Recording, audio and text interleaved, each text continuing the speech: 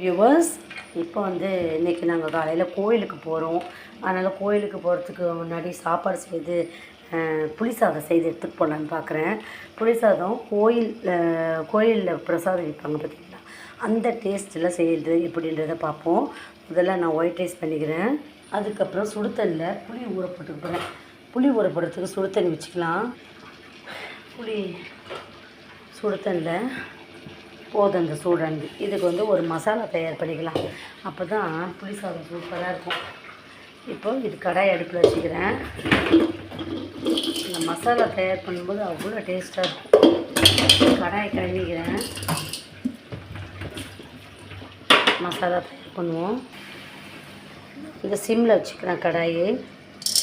மிளகு கொஞ்சோண்டு போதும். மிளகு நம்ம எவ்வளோ செய்கிறோமோ அதுக்கு தகுந்த மாதிரி. சீரகம், உளுந்தம்பருப்பு, கடலைப்பருப்பு, கொஞ்சம் போல் எள்,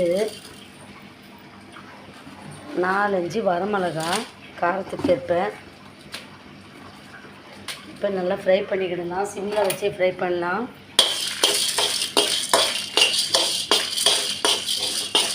கொஞ்சம் போல் கருவேப்பிலை சிம்மில் வச்சே ஃப்ரை பண்ணி இதை பொடிச்சு எடுத்துக்கிடலாம். கொஞ்சம் வெந்தயம் போட்டுக்கலாம். வெந்தயமும் கடுகு போட மறந்துட்டேன். கொஞ்சமாக கடுகு போட்டுக்கலாம், வாசனை நல்லாயிருக்கும். கொஞ்சமாக வெந்தயம் போடலாம். ரொம்ப வெந்தயம் போட வேணால் இல்லை, கசந்துடும். ஃப்ரை பண்ணிக்கிட்டேன்னா ஒயிட் ரைஸ் ஆகுது. அதுக்கு குக்கர் வே போடணும். போதும், பொறுத்தாச்சு. இதை பொடி பண்ணி வச்சுக்கிடு. ஸ்டவ் ஆஃப் பண்ணிட்டேன். இதை மிக்ஸி ஜாரில் பொடி பண்ணி வச்சுப்போம். டீ கல்லில் வாங்கின டீ அது கொஞ்சம் குடிச்சிப்போம். குடிச்சிட்டு சாப்பாடு 2 விசில் வந்துச்சுன்னா ஒரு சவுண்டு வச்சுட்டோம், ஆஃப் பண்ணிடலாம். இது கொஞ்சம் சூடாக இருக்க பொடி பண்ணி வச்சுக்கலாம். இதை நான் மிக்ஸி ஜாரில் பொடி பண்ணிக்க போகிறேன்.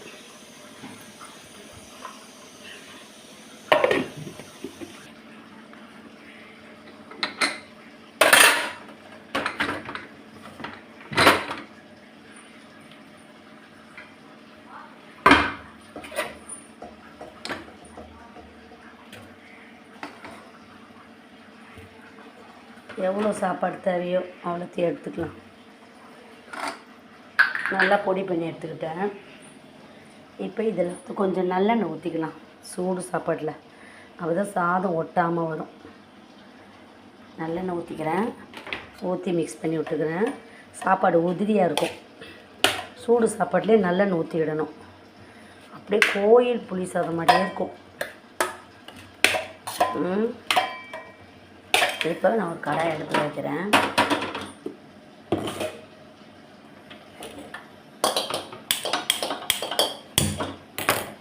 கோயில் புளி சாதம் மாதிரியே இருக்கும். நல்லெண்ணெய் ஊற்றிக்கிறேன்.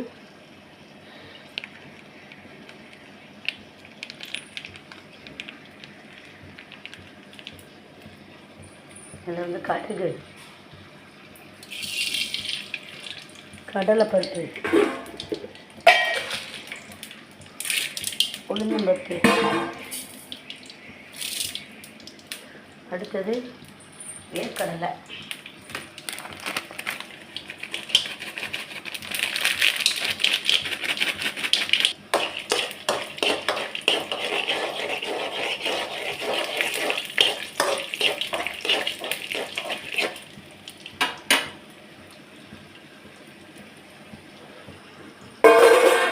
வரமிளகா, கருவேப்பிலை, பெருங்காயத்தூள்,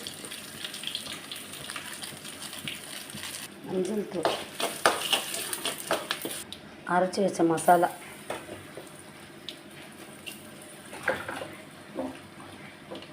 புளி கரைசல்,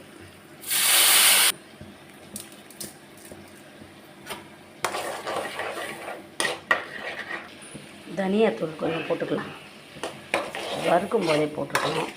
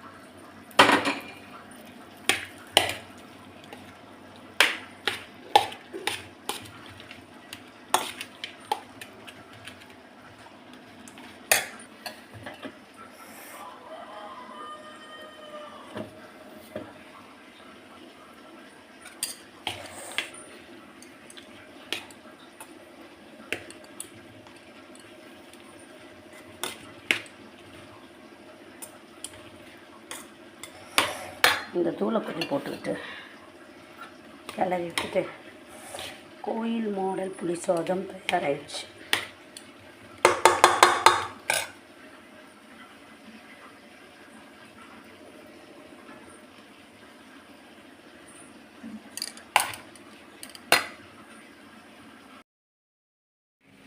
கோயில் மாடல் புளி சாதம். மயிலம் கோயில் பார்த்துட்டு அப்படியே திருவாக்கரை வக்ரகாளி அம்மன் கோயில் பார்க்க போகிறோம். காலையிலேயே நான் புளி சாதம்லாம் செய்து எடுத்துக்கிட்டேன். இப்போது டீ கடையாண்ட வண்டி நிறுத்தியிருக்கோம். அதுக்கப்புறம் வீரபத்ரர் கோயில் போகலான்னு பார்க்குறோம். ஆமாம், மயிலம் கோயிலும் திருவாக்கரை வக்ரகாளி அம்மன் கோயில் எப்படி இருக்குன்றதை பார்ப்போம். டீ ஷாப் வந்திருக்கோம். டீ ஷாப்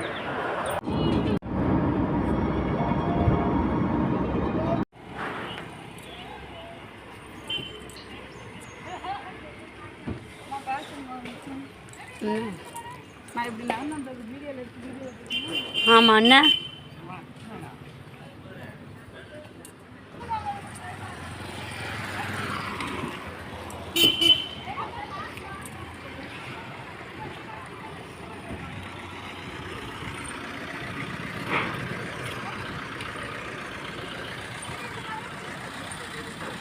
நல்லா இருக்கலாமா அந்த ட்ரெஸ்ஸு?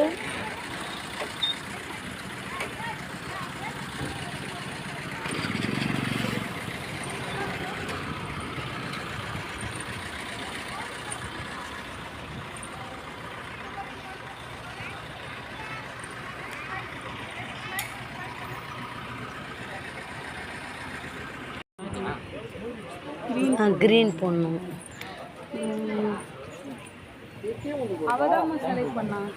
இந்த ட்ரெஸ் அவளே நைட்டு சொல்லிட்டா 1 மணிக்கா 12:30 தெரியல. நாளைக்கு க்ரீன் கலர் சுடிதார் போட்டு வர போகிறேன். நைட்டு எடுத்து வச்சுட்டு தான் தூங்கணும். அப்பா அடி நாங்களாம் கிளம்பின பிறகா 1:30 மணிக்கு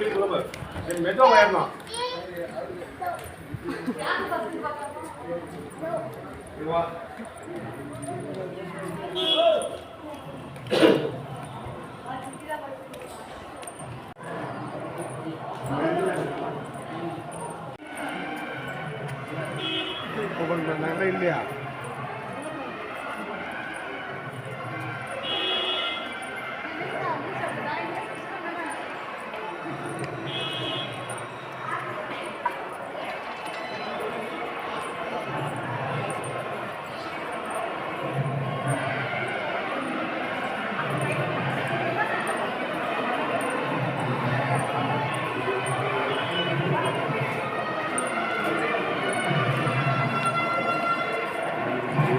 என்னது?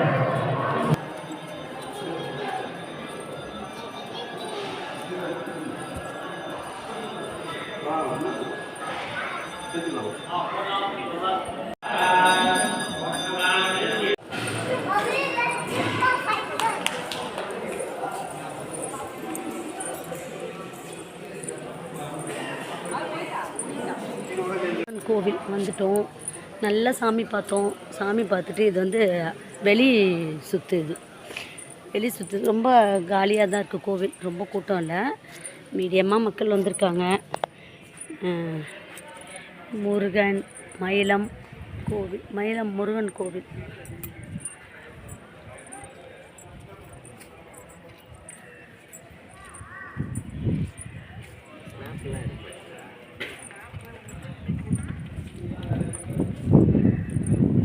இது வெளியில் போகிற வழி போல்.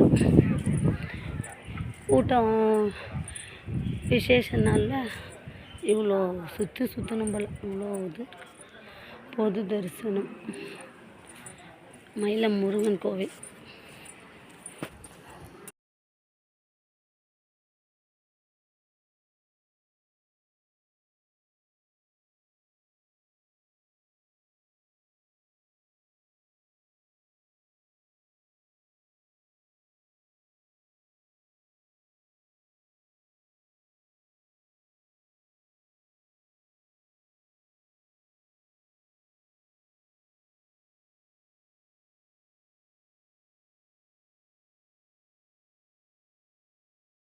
இது தியான மண்டபம்.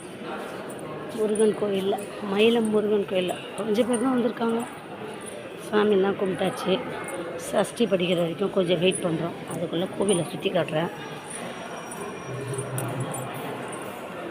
இது என்ட்ரன்ஸ், உள்ளே போகிற வழி.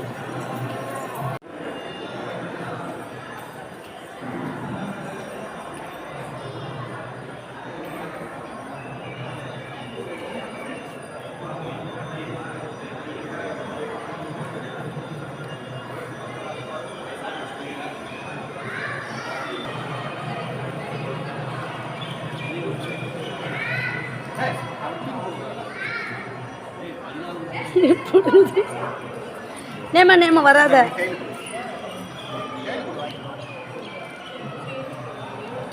ஐயோ சாப்பிடு, கத்தாத.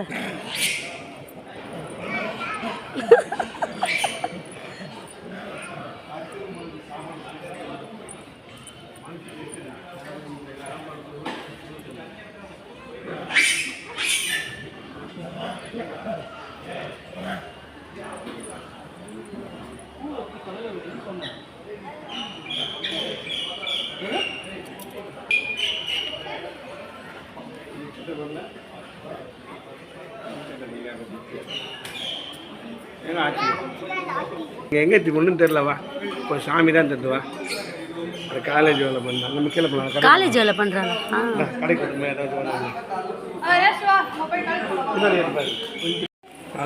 குரங்குலாம் நிறைய இருக்கு பாங்க. இல்லை நேமா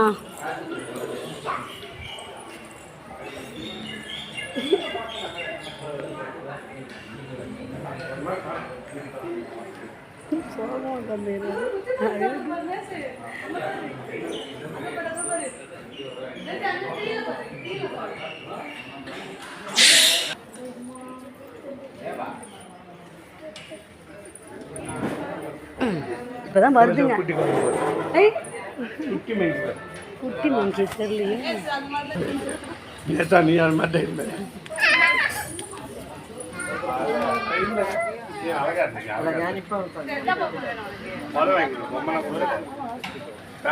வீட்டில் இருக்குல்ல, வேணாம் இல்லை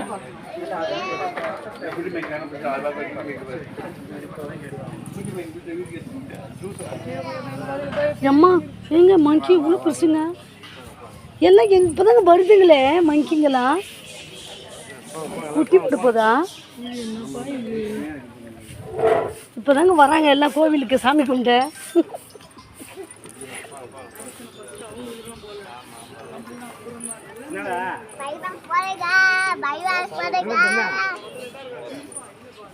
சாமி கும்பிட்டாச்சுப்பா. ஒரு க்ரீன் மாதிரி தான் பிரியா. பத்ரகாளி அம்மன் கோவில். ஆனால் கூட்டம் ரொம்ப இல்லைங்க, ரொம்ப கூட்டம் இல்லை. அந்த கோயிலும் ரொம்ப கூட்டம் இல்லை. எனக்கு தெரிஞ்சு ஒர்க்கிங் டேஸுன்றனாலன்னு நினைக்கிறேன்.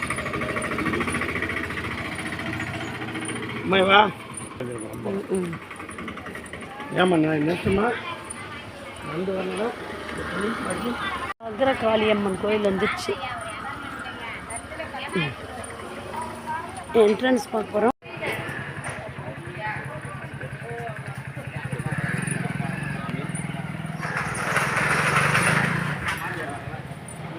என்னைக்குமே நல்லா இருக்கும், எதுவும் கவலைப்படாது. டாக்டர்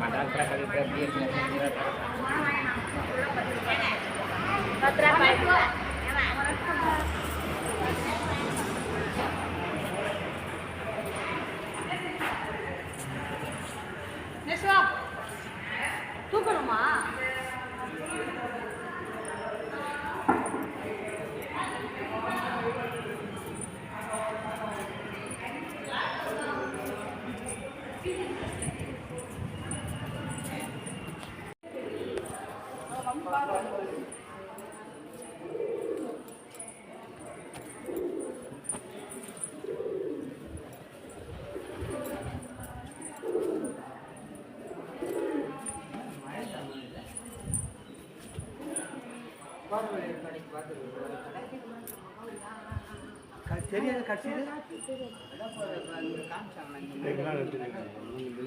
என்னது?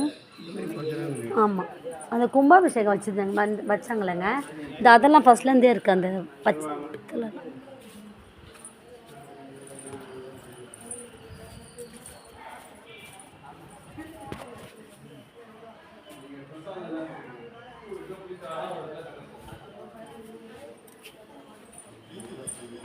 அது வக்ரகாளியம்மனா, இது சிவன். இங்கே இருக்க நந்தி பெருசாக இருக்கு பாரு.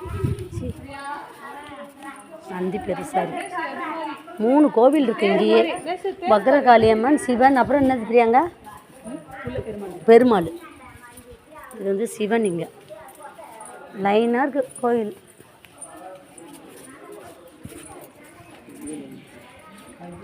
நந்தி பெருசு.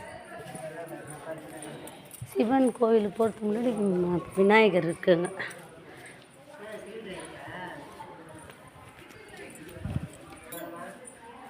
இது வந்து சிவன் கோவில். ஃபஸ்ட்டு வக்ரகாளியம்மன், அடுத்தது சிவன், பின்னாடி பெருமாள் இருக்கார். 3 கோவில் இருக்கு இங்கே. சிவன் கோவில்.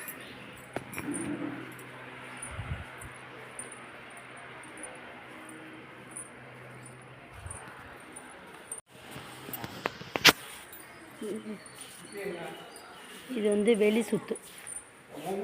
வக்ரகாளியம்மன் கோயில் பார்த்துட்டு அங்கே சிவன் கோயில் வெளி சுத்து.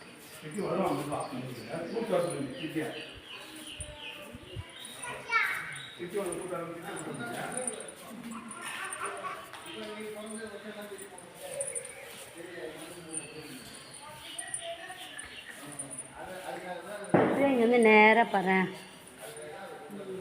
நல்லா அழகாக இருக்குது. அது வீடியோவில் நல்லா அழகாக இருக்கு.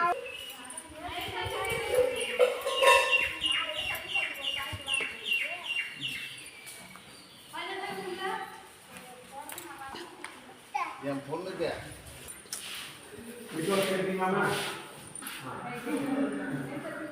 இது வந்து பெருமாள் கோவில் நினைக்கிறேன்.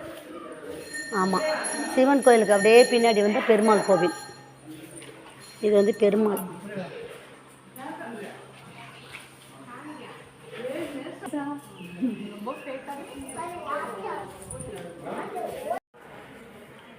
கல்யாணம் அந்த கயிறு.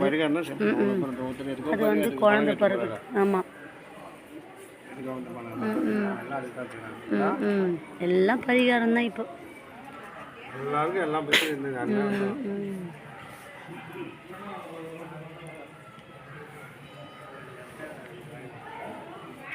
இதுதான் வன்னிய மரம். வன்னிய மரம், வன்னிய மரம்னு சொல்லுவாங்க இந்த மரம். ஆஹா, சும்மா காய் தான். அந்த இது இல்லைங்க, நம்ம முள்ளு மரம் ஒன்று இருக்கு. என்ன கீரை அது? முள்ளுக்கீரை, முள்ளு செடி, முள்ளு மரம். வேலிக்கத்தா மாதிரி இது. இதுதான் வன்னிய மரம்னுவாங்க. இது சிவன் கோயிலுக்குரியது. அப்படியே இந்த கோபுரம்.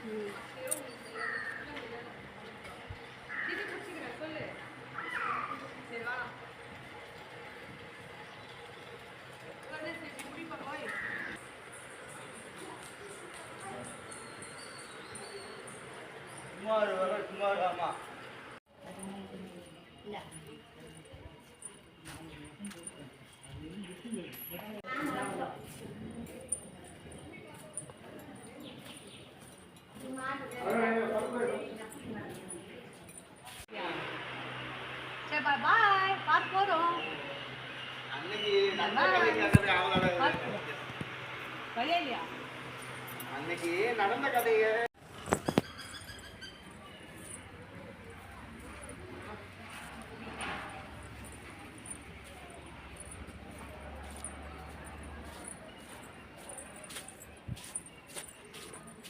சாமி பார்த்து முடிச்சாச்சுப்பா.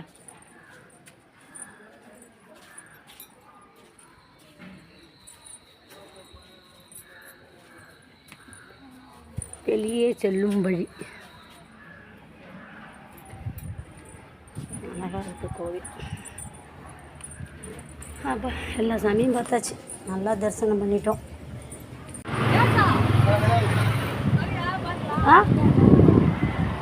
இந்த சைஸ் போதுமா?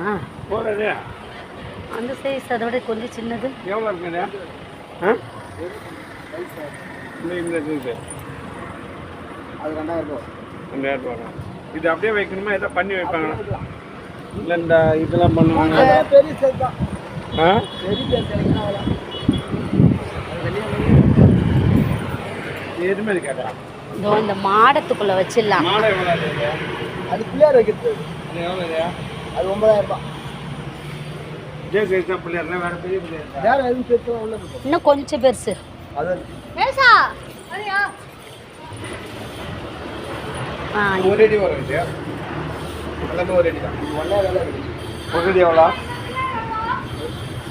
ஒரு அடி எவ்வளோ சார்? இது ஒரு அடி. இதுலாம் இருக்குதா? இது ஒரு அடி 5000 ரூபாய். 50,000 ரூபாய். இந்த சைஸுங்க